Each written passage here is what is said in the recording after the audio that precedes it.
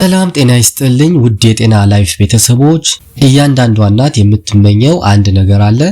ልጇ ጤናማ ክብደት ኑሮት በትምህርቱ ጎበዝ እና አእምሮ የበለጸገ እንዲሆን። ነገር ግን ብዙ ጊዜ ልጄ ምግብ አይበላም ወይንም ምን ብመግበው ይሻላል ብለን እንጨነቃለን። ዛሬ በቤታችን ውስጥ የሚገኙ የልጆችን የአእምሮ የመረዳት ብቃት IQ የሚጨምሩ እና ጤናማ ክብደትን እንዲጨምሩ የሚያደርጉ 8 ድንቅ ምግቦች በዝርዝር እናያለን። በተለይ ቁጥር 8 ላይ የምነግራችሁ ምግብ ለልጆቻችሁ ትኩረት ፎከስ መጨመር እጅግ አስፈላጊ ነው። ለቻናሉ አዲስ ከሆናችሁ ሳብስክራይብ በማድረግ ቤተሰብ ይሁኑ። እስከ ቪዲዮ መጨረሻ አብራችሁን ቆዩ። ምግብ 1 አቮካዶ the brain butter ይባላል። አቮካዶ የአእምሮ ቅቤ ተብሎ ይጠራል። በውስጡ ጤናማ ስብ ወይም ሄልዚ ፋትስ የያዘ ሲሆን በኦሜጋ 3 የበለጸገ ነው። አቮካዶ ሞኖሳቹሬትድ ፋትስ በማቅረብ ቀዳሚ ነው። የአእምሮ 60% የሚሆነው ክፍል በስብ የተገነባ በመሆኑ አቮካዶ አእምሮ መረጃን በአግባቡ እንዲያስተላልፍ ይረዳል። በጣም ከፍተኛ ካሎሪ ስላለው ክብደታቸው ዝቅተኛ የሆኑ ህፃናት በአጭር ጊዜ ለውጥ ያመጣል። ምሳሌ ልክ ለኤሌክትሪክ ሽቦ መሸፈኛ እንደሚያስፈልገው ሁሉ አቮካዶም በአእምሮ ውስጥ ያሉ ነርቮች እንዳይጎዱና ፈጣን እንዲሆኑ ይከላከላል። ይህ ስብ ለአእምሮ ሴሎች ግንባታ ወሳኝ ነው። ምሳሌ ልክ አንድ ማሽን በደንብ እንዲሰራ ቅባት እንደሚደረግለት ሁሉ የህፃናት አእምሮም መረጃን በፍጥነት እንዲያስተላልፍ አቮካዶ ጠቃሚ ነው። ልክ እንደ መኪና የሞተር ዘይት አቮካዶ ለአእምሮ ቅባት ነው። ልጆ አዲስ ነገርን በፍጥነት እንዲረዳ ወይንም ደግሞ ፋስት ለርነር እንዲሆን ያደርገዋል። አዘገጃጀቱን ስንመለከት ለአነስተኛ ህፃን በማንኪያ ፈጭታችሁ ወይንም ማሽ አድርጋችሁ፣ ለትልቅ ልጆች ደግሞ በዳቦ ላይ ቀብታችሁ መስጠት ትችላላችሁ። በቀን ሩብ አቮካዶ ለውጥ ያመጣል። ምግብ 2 እንቁላል the memory booster ይባላል። እንቁላል በውስጡ ኮሊን የተባለ ንጥረ ነገር ይዟል።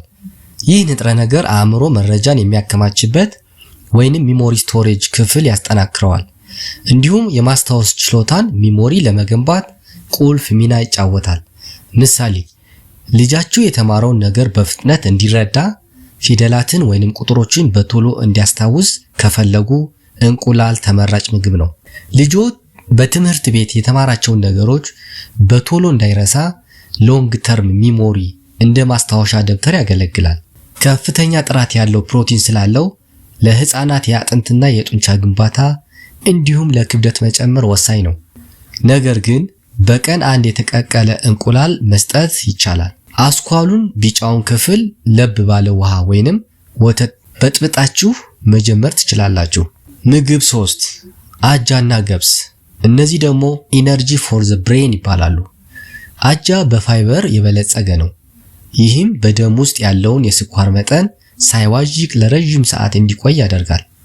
አእምሮ ቀኑን ሙሉ ንቁ ወይንም አለርት ሆኖ እንዲቆይ የማያቋርጥ ነዳጅ ወይንም ግሉኮስ ይሰጣል። አጃ እና ገብስ ለረጅም ሰዓት የሚቆይ ኃይል፣ ፋይበር ኤንድ ኮምፕሌክስ ካርፕስ ይሰጣሉ። ምሳሌ ልክ ስልካችን ሙሉ ቻርጅ ተደርጎ ቀኑን ሙሉ እንደሚያገለግለን ሁሉ አጃ የበላ ልጅም ቀኑን ሙሉ ንቁ ሆኖ ይውላል። አዘገጃጀቱን ስንመለከት አጃውን በወተት አብስላችሁ በላዩ ላይ ሙዝ ወይንም ማር ከ1 ዓመት በላይ ለሆኑ ህፃናት ማለት ነው ጨምራችሁ ብታቀርቡት ክብደት ለመጨመር ፍቱን ነው። ምግብ 4 ለውዝ የአእምሮ ጠባቂ ይባላሉ። በቫይታሚን E እና በዚንክ የበለጸገ ነው። እነዚህ ንጥረ ነገሮች የአእምሮ ከውጭ ከሚመጡ ጉዳቶች ወይንም ኦክሲዳቲቭ ስትረስ እንዲጠበቅ ያደርጋሉ። ለውዝ በውስጡ ከፍተኛ ፕሮቲን እና ስብ ስላለው ጥቂት ተመግቦ ብዙ ኃይልና ክብደት ለማግኘት ይረዳል። ምሳሌ ልጆ በትምህርት ቤት ትኩረት ወይም ኮንሰንትሬሽን እንዳይበታተን እንደ ጋሻ ይከላከልለታል። ጥንቃቄ ግን ለውዝ ብቻ መስጠት ወይም ደግሞ ሙሉ በሙሉ ለውዝን ብቻ ለህፃናት መስጠት ሊያንቃቸው ስለሚችል የለውዝ ቅቤውን ከዳቦ ወይንም ከአጥሚት ጋር ቀላቅላችሁ ብትሰጧቸው የተመረጠ ነው። ምግብ 5 እርጎ የሰው ልጅ ሆድ ሁለተኛው አእምሮ ይባላል። እርጎ በውስጡ ጠቃሚ ባክቴሪያዎች ወይንም ፕሮባዮቲክስ ስላለው የልጆን ምግብ መፈጨት ያስተካክላል። ሳይንስ እንደሚያረጋግጠው የሆድ ጤና በቀጥታ ከአእምሮ ጋር የተገናኘ ነው። ከፍተኛ ካልሲየም ስላለው ለጥርስና ለአጥንት ጥንካሬ ይረዳል። ምሳሌ የልጅ ሆድ ጤናማ ካልሆነ አእምሮው ንቁ ሊሆን አይችልም።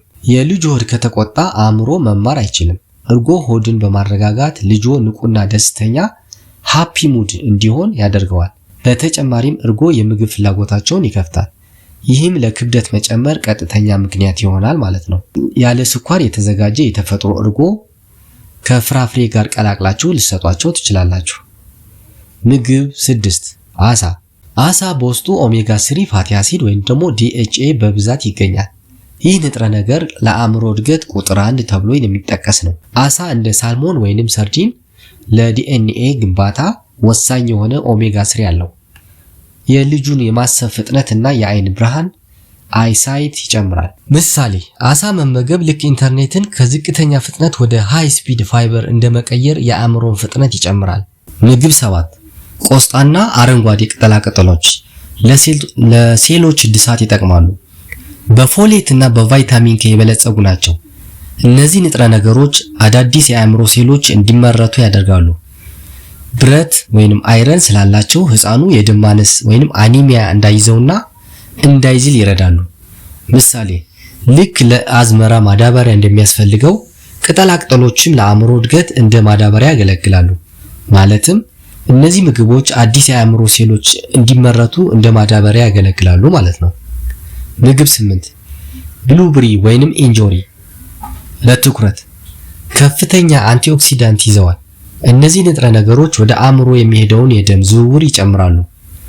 የልጁን የማተኮር ብቃት ወይም ኮንሰንትሬሽን በማሳደግ ረገድ ወደር የላቸውም። ምሳሌ ልጆ አንድን ስራ ወይንም ትምህርት ሳይሰለቸው ተከታትሎ እንዲጨርስ ትልቅ አጋዥ ናቸው። የልጁን አእምሮ ዝገት ወይንም ብሬን ኤጂንግ እንደሚከላከል ቀለም ይቆጠራሉ። ትኩረታቸውንም ይጨምራል። ውድ እናቶች እነዚህ 8 ምግቦች በልጃችሁ ምግብ ላይ ቢካተቱ ለውጡን በቅርብ ጊዜ ታያላችሁ። ነገር ግን ዋናው ነገር ፍቅርና ትዕግስት መሆኑን አትርሱ። ልጆ በደስታ እንዲበላ አበረታቱት። ከነዚህ ምግቦች ውስጥ ልጆ የሚወደው የቱን ነው? ወይንም ደግሞ በሌላ ቪዲዮ የምግብ አዘገጃጀቱን እንድሰራላችሁ ትፈልጋላችሁ? ኮሜንት ላይ አሳውቁኝ። ይህ ቪዲዮ ለሌሎች እናቶች እንዲደርስ ሼር ማድረጋችሁን አትርሱ። ለልጆቻችሁ ጤና ተጠንቀቁ።